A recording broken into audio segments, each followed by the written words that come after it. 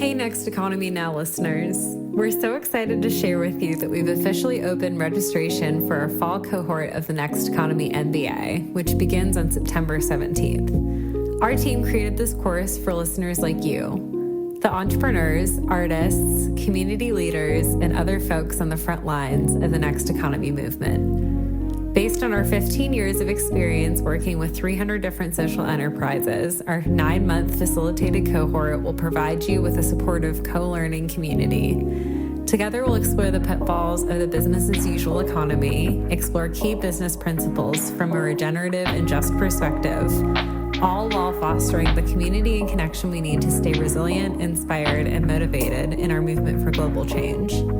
If this sounds like it might be useful for you or a member of your community, we invite you to join us for one of our upcoming indoor sessions on June 11th, July 23rd, August 8th, or August 20th. Plus, you can save 20% when you register for the course before July 29th. Get started at lifteconomy.com/MBA. Thanks for listening, and now on to the show.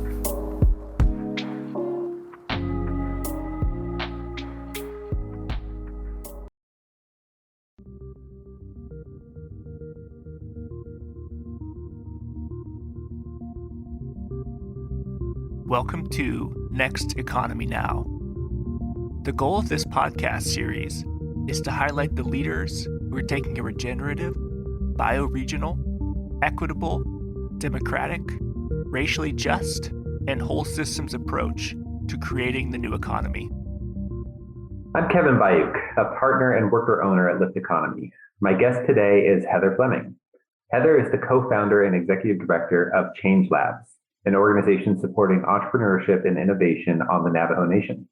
Heather's career in design and innovation and consulting kind of began in Silicon Valley and transitioned to public sector innovation with Catapult Design, which she founded in 2008 and led for a decade.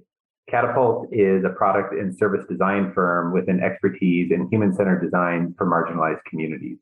Heather remains a principal at Catapult Design, partnering with organizations and social entrepreneurs to develop sustainable solutions that address technology and social issues such as rural electrification, water purification and transport, food security, and improved health. Early in her career, Heather co-founded and led a volunteer group, the Appropriate Technology Design Team, focused on social impact design work through a professional chapter of Engineers Without Borders. Heather has been named a Young Global Leader by the World Economic Forum and a PopTech Social Innovation Fellow for her work with Engineers Without Borders and Catapult Design. Previously, she served on the American Society of Mechanical Engineers Engineering and Global Development Committee, chairing an initiative to create standardized evaluation metrics and design guidelines for products distributed to impoverished communities, and is a former board member of the Dene Chamber of Commerce. At Lift Economy, we come across many people who are passionate about the potential promise of technology and design and human-centered design, but oftentimes they leverage their passion and knowledge to create goods and services that meet aspirations for convenience and serve the mandates of exploitation capital in the affluent world, or just perpetuate, sometimes inadvertently, the injustices of our world. It is incredibly refreshing and inspiring to have the privilege to talk to Heather, who has been channeling her brilliance and gifts of design and innovation to meet real human needs for those who have been left out and or exploited by the business as usual economy. I'm already inspired and very grateful. Heather, welcome to the podcast. Thank you, Kevin. Wondering if we could start with a little bit of your story. What is the path that got you into the work that you're doing today? Well, I grew up on the reservation and I left to go to school in California at the end of the 90s or 98 or so. And I always wanted to come home to the reservation, but there were no jobs or places for me to work at. And at the time in college, I didn't really understand why that was. I was mostly just looking to find a job. And I had studied product design in school, and I was already in an area, the Bay Area, San Francisco, where there was a lot of opportunities for that type of career. So I ended up staying there, even though my intention was to come home, go back. And I sort of found myself in the international development world because when, actually, I know the exact moment. There's this wonderful man named Martin Fisher, and he founded this really cool social enterprise called Kickstart International that I believe still exists. And I remember he came and spoke at one of my college classes about how he was building these treadle pumps for subsistence farmers in Kenya. And he was showing these pictures of Kenya, a place I had never been before. But I remember thinking like, wow, that looks kind of like the Navajo Nation. And then he was talking about the culture and some of the issues surrounding poverty and subsistence farming. And again, I was just thinking, these are a lot of the same issues that we have on Navajo. And he was somebody who eventually just inspired my career path in the sense that if I can't go home to work on Navajo, there are so many other places around the world that have similar challenges. And if I couldn't go home to apply my skills there, then there's other outlets for that type of work. So I found myself in the international development sector working at Catapult Design. And I remember talking with a friend of mine who's also Navajo. He lives in San Francisco, and he was the chairman of the board for the Navajo Tribal Utility Authority. This is a long story. Go for it. And I was asking him about, we were having lunch one day. I was at Catapult doing all these projects in East Africa and India. A lot of them were solar projects, pay-as-you-go solar technologies and fintech systems. And I was asking him, trying to understand, given the fact that 18% of our homes on Navajo still don't have electricity, why the NTUA and other local providers weren't looking more at solar energy solutions. And he broke it down for me in a very simple way. He basically shared that the cost to extend an electrical line a mile is approximately $25,000 for the NTUA. And combine that with the fact that most of the homes that need electricity on Navajo are rural homes. Mm-hmm. So he was saying, assume that there's a rural house that's only 5 miles away from a grid connection. That's a $125,000 investment to get that home connected to the grid. And then he said the average electrical bill on Navajo is about $30 per month. So the ROI on that investment is already pretty low. But then he said most of those rural households, in our experience, are the ones that can't afford the $30 per month bill. Until those families have jobs that they can apply for, until they have some source of earned income, it's really hard to justify them as customers. That was eye-opening for me because basically the way he had spelled it out for me was that a lot of these basic necessities that we still lack on Navajo are part of that problem is the fact that economic development on Navajo isn't enough to provide for the amount of jobs that are needed to provide a lot of those basic necessities. It's a little bit of a chicken and an egg problem in some regards. But he was the first person to sort of highlight to me how few jobs there are, even though I had experienced that myself as a college graduate looking to go home and work. It's easy to just assume that your experience might be an isolated one. And he was the first one to sort of tell me, no, that's actually what most Navajos struggle with, getting home, or if they do live back home on the reservation, that finding a job can be challenging because there's so few employment opportunities. And then I wanted to understand more why there are so few jobs.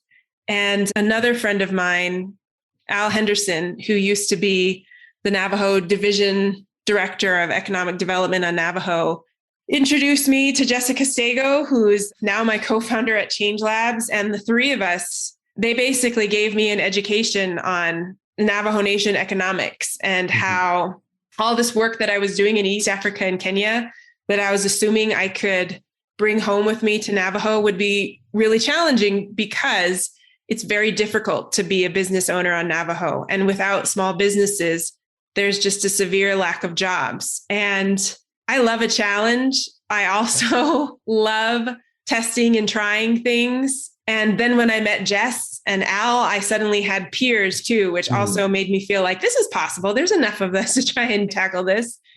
Jessica and Al and I started working together, and that eventually led to what exists today. It's Change Labs.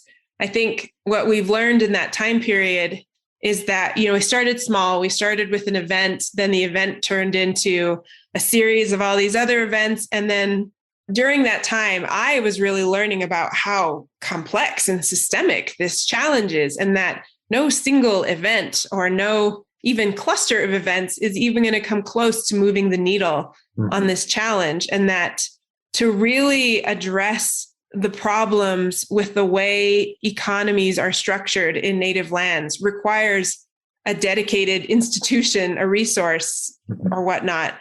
And we shockingly don't have those resources and institutions for Native communities. And to my knowledge, Change Labs is one of the first. So it's unfortunate that entrepreneurship support organizations that are working in Native communities have to carve these pathways, but that's the reality of it. So I'll pause there. Thank you for that, bringing the constellation of people together to create what doesn't exist for many tribal nations, this type of innovation and entrepreneurship laboratory and accelerator support system. But I love the organic growth from an event, a series of events, and then finding the alignment. I'm curious if you could maybe elaborate just for the listeners, though we could probably guess there's both cultural stuff and structural stuff, and then so much that has happened from exploitation and genocidal efforts of colonization. But can you highlight some of what makes it challenging to develop, some of the insights that you've had about what makes it difficult to have true economic development and for small business and enterprise with Navajo or other tribal nations as well? Yeah, and I'll add that.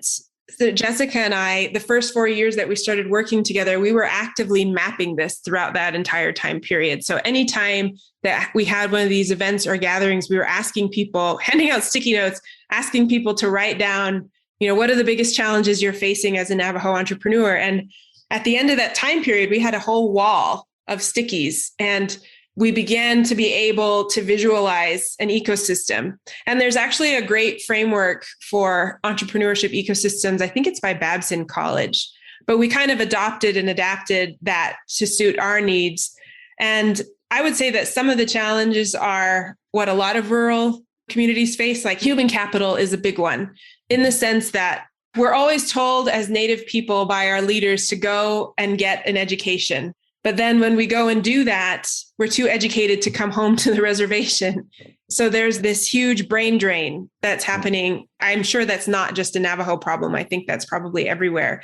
So a lot of the resources that are needed to create businesses and sustain businesses are all now off the reservation. So human capital is huge. Plus, the modernization of our education system is a little lacking. And part of that is due to the infrastructure challenges that exist, not just for business owners, but for everybody. I mean, this is a place where still running water can be difficult to come by, or much less electricity or internet connectivity, or even paved roads.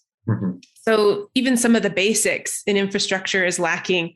And coupled to that, one of the fundamental underlying challenge of infrastructure development in places like Navajo is the fact that Native lands are all leased to us by the federal government. Right. So you can't just go and build your shop somewhere. It's a whole process, and it's a multi-year, complex, expensive process. A process that anybody who's running a startup, it's like you have to become a lawyer, you have to secure all of this money, become an expert in tribal law in order to even make it through this process, which feels too much burden on an entrepreneur. There's also, along those lines, a problem with financial access. So if you live in a place where you can't own your own land and your address isn't recognized by the federal government, it is difficult to apply for any type of loan. You have basically no collateral by design, and you can't even get an employment identification number because there's so few addresses that are recognized. So access to capital is a really huge problem. There's also an extremely caustic business regulatory environment that governs Navajo businesses. So I don't even know where to begin there, but let's start with just like the land leasing process. Why does it take that many years and that much money for entrepreneurs to secure land? The same goes for electricity. And a lot of that is driven by these business policies that were created back in the 1920s that were created by non-native corporations in order to secure mineral leasing rights. And everything that was established back then makes it difficult now to be a small business owner and to survive as a small business owner. Another big factor too is the cultural factor. Mm-hmm. And I think, to me, when I think about it, one of the most basic things is that there's no direct translation for the word business or entrepreneur in most Indigenous languages, to my knowledge, certainly not in Navajo. So when you're talking about these things, you have to speak in English, which already is a red flag in itself. So whenever we have informally surveyed people on their thoughts about entrepreneurs or businesses, there's a lot of deep negativity. And I think it stems from people's experience with white traders being taken advantage of, colonialism. And along that line, the business lexicon, the English business lexicon, I mean, the fact that even the concept of ownership, I think, is not necessarily in line with Native values and the way Native people think about their businesses, equity, financial equity, that is. So there is a lot of work to be done to strengthen this very weak ecosystem. And I think even more critical or more important is to create new narratives about what Native American entrepreneurship is. Because in my experience coming from San Francisco, where I basically worked in Silicon Valley for 18 years, that's not what we're trying to build on Navajo. And in fact, a lot of the values there are very counter to what I've heard from the entrepreneurs in our community. So we're still at the very beginning of understanding, what does a Native economy look like? And what does success mean for Native communities? How do Native entrepreneurs define wealth? And these are, I guess, not simple questions, but they're questions that a lot of us haven't yet explored. Yeah. And I'm guessing that the answer to those questions, not only for Native economic development, but my guess is that the answer to those questions will be important for actually all of humanity. That the reformation and transformation of the business as usual economy is going to need answers to and access to kind of the indigenous value systems that inform tribal economic development. So again, so grateful that you're doing the work you're doing. So I heard a profound set of challenges, everything from infrastructure to brain drain and human capacity on tribal nations, within tribal nations, tribal lands, land access, determination, tenure, and just so much burden and friction to get anything going. Can you share any early kind of things that you're excited about, that you're seeing traction with Change Lab, with the work that you're doing? Or where's your current optimism for this work? I love that you asked that question, because just this morning, we posted a story about 4 alumni of our programs. And I should add that we had nothing to do with this. We are grateful to just know all of these fantastic entrepreneurs, but I think we do get to take the credit for introducing all of them. And I think what they have done is what is exactly the sort of thing that we want to see. And we couldn't have planned it better ourselves, but they did it entirely on their own. And it's a great story of how rural entrepreneurs who are facing these challenges can join forces to overcome them together. So we have Jermaine Simonson, who's a prolific Navajo entrepreneur. She runs a rural grocery in a community called Hard Rock, Arizona. It's kind of in the middle of nowhere, I'll say. Her primary community is elders, and she works really hard to get them access to fresh foods. Because a lot of vendors don't deliver out to where she is, she's often putting in, her own time and money to go to Tuba City or even the border towns to meet vendors to bring back to her store. So she kind of recently recognized that one of the other graduates in her class, his name is Carlos Deal, he was running a mobile food truck. He has a culinary degree, and when he was going through our program, what he really wanted to do was produce fresh meals using, nothing from KFC, nothing from McDonald's, and nothing from Taco Bell. But what is it like to eat fresh lettuce these days on the reservation in a place that's basically a food desert? So he was going to the border towns, bringing in salads and whatnot, just so that people had an alternative to the Taco Bells and the McDonald's of the world if they wanted lunch.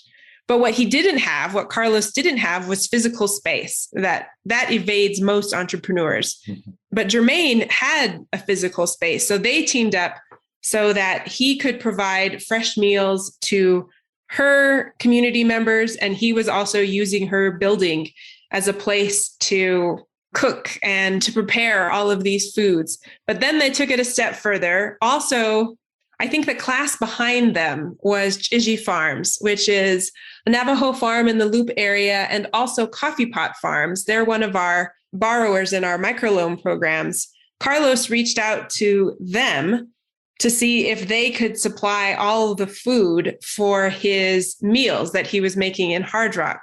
So now we have 4 Navajo businesses that have teamed up to create this beautiful little ecosystem where each of them is relying on the strengths and the assets of the other to make their business model work. And that's really what it's all about. And if we could replicate things like that, or I don't think Change Lab should actually. I mean, entrepreneurs are creative, resourceful, and innovative. And this is exactly the sort of behavior that we want to see. And if we had any part in that by helping make introductions or helping them vet each other because they were all Change Lab's program participants, then great for us. But really, a lot of this was their doing. And that is the sort of activity that we need on Navajo to build these sort of self-sustaining ecosystems where our entrepreneurs can rely on each other, collaborate, and partner to provide our communities with what they need. So beautiful, the interdependent relationships between these various entities. And I'm sure Change Lab is, a non-trivial thing to make that facilitated intro, but also you mentioned the capital, at least for one of the partners in that ecosystem as it's developing. And you mentioned one of the barriers being capital. You also mentioned the lack of collateralization of any assets in terms of land or ownership. And I'm wondering if you could wave a magic wand that there was capital facility that was available for development. I'm imagining it would be, obviously non-extractive or could be just straight up philanthropic contributions, which I think is going to be necessary for the repair that needs to happen in the world. But if it was also to have some return component, I'm imagining it's loans, non-extractive loans, patient capital. But I'm curious if you could elaborate on the work that Change Lab is doing with microlending, as well as what some of the listeners of Next Economy Now are looking for ways to provide more capital for economic development that is in alignment with a world that works for everybody. And I'm wondering if you could inform us as to what should that look like? Yeah. Well, Change Labs is part of the Co-op Capital program in New Mexico. I think it's being championed, or it is being championed by Nusenda Credit Union. The Co-op Capital program has more or less taken a page from all of the beautiful fintech models that I saw in mostly Kenya and India years ago, where you have people like Muhammad Yunus, who were establishing character-based lending models, lending to women entrepreneurs. And Co-op Capital basically borrows from some of the best practices that came out of a lot of that early work. So it's character-based lending, where each of the Co-op Capital partners, so Change Labs being one of them, we basically select people in our community who are, based on our own definition of eligibility, can apply for these microloans. And they're anywhere, at least for Change Labs, it's anywhere between $1,000 to $10,000. And there's no fees, there's no collateral required, no assets required. And it's collateralized by philanthropy, as you mentioned. The model was initially enabled by a program-related investment by the Kellogg Foundation. But since Kellogg and Nusenda initiated this, a lot of the partners like Change Labs, we've been able to raise our own philanthropic funds to collateralize a lot of our loans. And it's beautiful. It's basically philanthropy and community members coming forward to guarantee loans for other community members. And the program is young enough. It's about 2 years old, at least for Change Labs. I think for the rest of the co-op capital community, it's a little bit longer.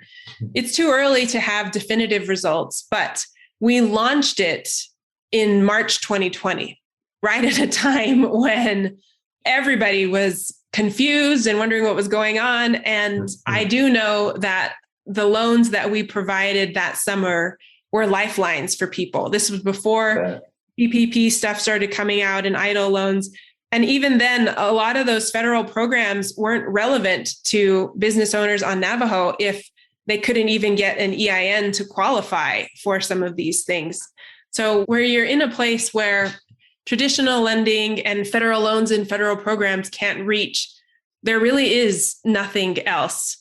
Yeah, right. So they're needed. And so finding ways like building institutions like Change Labs to fill that gap is critical. I'm wondering if you could share with listeners a little bit more about some of the programs that Change Labs has. You shared about its function, but there's the incubator and some of how you went from these events and like one-off events and a series of events to some of the work that you're doing in terms of the training and even the co-working, or if you could share about what programmatically you're up to, that'd be great. Yeah, absolutely. So I kind of just spoke about kinship lending, which is what we call the co-op capital program that we're partnered with in New Mexico. And that is our loan program for Navajo and Hopi entrepreneurs. And you just mentioned that we run a business incubator, that the business incubator is designed to serve 20 high potential entrepreneurs each year. It's a 1-year program. And it's 1 year because it can take a really long time to help people navigate the complexities of the business regulatory environment on Navajo. So we cover everything from business model canvas basics to a lot of financial training, branding and marketing. I guess, I would say a lot of things that traditional business incubators and accelerator programs cover. And graduates at the end can apply for a $10,000 loan if they choose to. Mm-hmm. And then the other primary program for the entrepreneurs in our community is the co-working space. And the co-working space is there because physical infrastructure is few and far between. And as a result, the majority of sole proprietors on Navajo are working from their home because there's no retail infrastructure, there's no buildings or land that they can access for their communities. So in that regard, co-working spaces, which don't exist on Navajo, I believe we're the first, if not one of the first, are kind of the only places that entrepreneurs can use to ensure access to the internet or a color printer, or we have like a little Cricut machine in there. We have button making, like all these little tools that people can use to prototype this or that, or try out marketing tactics. It's also a place where people can go just to talk to a business coach. So if they're having trouble with their business site lease, or they want to apply for one, or they got a letter from the Navajo Tax Commission and they don't understand what they're supposed to do, they can come in and there's a person with a friendly face that they can talk to who can help them navigate some of those challenges. But the most important role that the co-working space plays is purely in its ability to facilitate peer networking. And we've read in our evaluation and reports and heard in conversations with our community members that the most valuable thing that they take away from anything with Change Labs is just the connections that they make to other entrepreneurs, to not feel like they're trying to do this all by themselves, that there's other people out there going through the same emotional roller coaster that they are, everything that comes with trying to start and run a business. But besides co-working, business incubation, and lending, the other critical thing we do at Change Labs is a program that we call Doing Business. And it is our attempt to document the challenges of business entrepreneurship through quantitative and qualitative data. And what we found is that there is so little data on how many businesses are even operating on the Navajo Nation. Most of the sole proprietors are not tax-paying sole proprietors because of the caustic business regulatory environment. And because of that, there's no way to realistically analyze what impact the Navajo small business community plays in the general economic development for the Navajo Nation. And to me, that is sad, because when I look around, it's so clear that the vast majority of businesses on Navajo are sole proprietors. They're artisans, they're people selling fry bread on the side of the road, they're jewelry makers, they're all the people enrolled in our business incubator, hair cutters, mobile, auto mechanics. And because of everything working against them, trying to run their business on Navajo, they're not counted. And if you're not counted, then our council delegates aren't going to vote for infrastructure if they don't know that there's thousands of entrepreneurs out there that need this. It's a huge problem in our ecosystem, actually, that there's no data, there's no research, there's no studies to document the depth of this challenge. So we are attempting to do that. And we've released 2 reports so far, but more to come. Is the idea there that if you can document what, in other places might be called the informal economy, but the activity that's happening, that if there were council members making votes that, for example, in acknowledgement of the existence and the importance of this to community well-being, that there would be additional resourcing that might be available, or that maybe there would be more sincere effort to reform some of the caustic environment and barriers to either formalizing or at least celebrating the capacity of all this informal activity. Yes. Or what, is it, yeah. Well, definitely. I mean, when Change Labs in the past, many years ago, I remember one of the first presentations that we made to Tribal Council. We were talking about our work, and one of the council delegates' response was, well, there's no businesses in my community, so I don't understand why you guys are doing all of this. And he was from a community where maybe if you just were driving through, you might think that there were no businesses, but I guarantee that a lot of people were just in their homes, beating their jewelry or making fry bread to sell the chapter that day, but they're not acknowledged as small business owners, and they're not acknowledged for how they contribute to the economy. And to me, that lack of acknowledgement is also a testament to a lack of education or a lack of awareness of what role that these people play in sustaining Navajo families and contributing to our livelihoods. And our first report was trying to compare apples to apples. We wanted to know, how easy is it to be a Navajo Nation entrepreneur operating on Navajo versus in nearby border town Cortez, Colorado, or in New York, or in Kigali, Rwanda? How does it compare?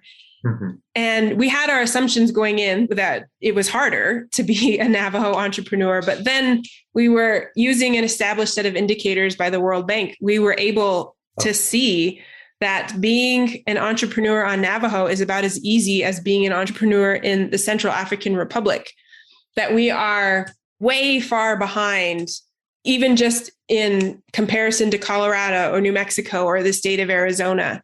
And I think that in itself was important to us because that is just, in my mind, fundamentally not acknowledged by a lot of our elected leaders. And taking the time to collect that evidence and that data to back it up was important to us. And the latest study we did was about the economic impact of COVID-19 on the Navajo small business community. And it's going to be released at the end of this month. And that too, the Navajo Nation has been allocated $2 billion in ARPA funds.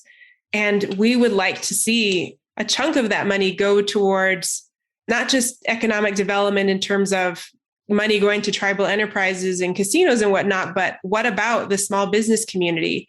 If you're going to invest 40% in tribal enterprises, then 60% should be set aside to develop the small business community. It's a huge opportunity for us to develop that infrastructure, to build those support networks, and possibly even to reform policy. And it would be a shame if we didn't use the money that way. Yeah, I hear in your approach at Change Labs a lot of design thinking, and you mentioned evaluations, gathering the data. And I wonder if you want to say anything about the way the incubator operates, or just the operational DNA of Change Labs, if your work in human-centered design and innovation inform how some of the ways in which it informs that work. And the reason I want to bring it up is, again, I mentioned at the outset that we encounter a lot of people with like a background in human-centered design or even technology. But then when we talk to them about how are you leveraging your experience and passion for that to actually benefit people and planet, a lot of people get trapped by business as usual economy and exploitation capitalism. And it's rare to find people who authentically are able to bring their skills to bear for in actually improving the world. And I'd love to hear if you have any comments about how you're leveraging some of your work at Catapult and your background in the work at Change Labs. When Change Labs was first conceived back in 2014, the whole thing in itself was, I guess, a prototype or an experiment. And I remember even documenting some of our assumptions in true design form. And then I think you said it earlier, and one of our funders put it this way, that we set a lot of, from the initial success of that first event, we decided to light more fires to see what would catch and what wouldn't. And to me, that was, at least for me, it was my whole comfort or familiarity with prototyping a lot of different things and then testing them to see which one worked and what didn't. But what became clear, it took a long time. It wasn't just one prototype test. It was 4 years of testing and documenting. And the ultimate realization at the end of it was that basically none of the fires were enough. That was at the time when we were really able to start mapping that ecosystem and also comprehending, I think, for the first time that the problem was so complex and so deep that just even setting a bunch of fires wasn't going to cut it. We had to light a bonfire or something like that. So I want to think that the origin of Change Labs in itself was the result of the design process. But besides that, in a lot of our internal documents, I have that one of our core values is constant iteration. And I say that because, well, with COVID, I think everything had to be rethunk really quickly. And I am so proud that we got kinship lending off the ground within a week of the Navajo Nation shutting down at the end of March. And I think it was because we all embraced that mentality. It's like, we just got to try. We can't get caught up in these things. We've got to put something out there, let people react to it, and we'll evolve and we'll grow as we go. And I think the benefit of Change Labs being a young and small organization is that still works for us.